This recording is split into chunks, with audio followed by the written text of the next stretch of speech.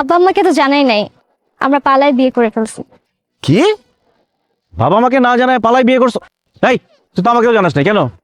কিভাবে জানাবো? কালকে সন্ধ্যা থেকে তো তোমাদের দুজনকে খুঁজেই পাচ্ছিলাম না।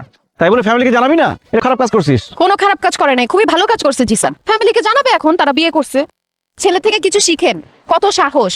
বাবার আগে ছেলে বিয়ে করে ফেলছে আর আপনি তো কিছু করতে পারলেন না, খালি ভেবেই গেলেন। বাস, আর একটা কথা বলতো। আমার জীবনের কালো রাত্রি আমি পার করে আসলাম।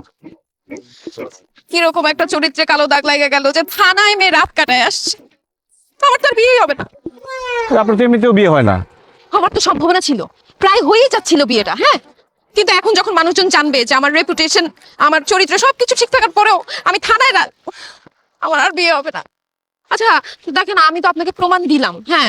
আমি জিসানকে নিজের ছেলের মতো করে আদর করলাম, একটা ভুল করে ফেলছি যদিও, অনেকবার সরি বললাম। আপনি তো আর কোনো কিছু হ্যাঁ আচ্ছা আচ্ছা, ঠিক আছে, আমি মাফ করে দিচ্ছি আপনাকে।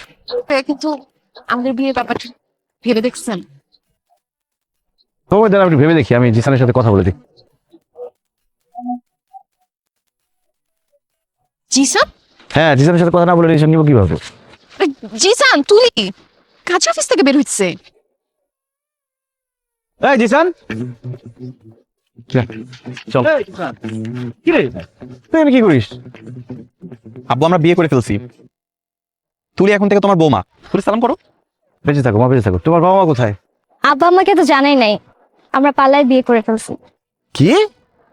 বাবা আমাকে না জানায় পালাই বিয়ে করছো? এই, তুই তো আমাকেও জানাস না কেন? কিভাবে জানাবো?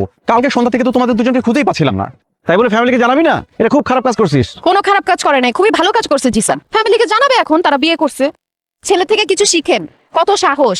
বাবার আগে ছেলে বিয়ে করে ফেলছে আর আপনি তো কিছু করতে পারলেন না, খালি ভেবেই গেলেন। বাস, আর একটা কথা বলতে হবে না। এই মালা দে, এখন আমি বিয়ে করবো। আসেন কাজে অফিসে যাই আগে, তারপর কবুল বলেন। এই, সাক্ষী রাখ দে। হ্যালো দোস্ত, কত দূর গেছোস? জলদি কাজে অফিস আয়, আমার বাবু বিয়ে করবে। সাক্ষী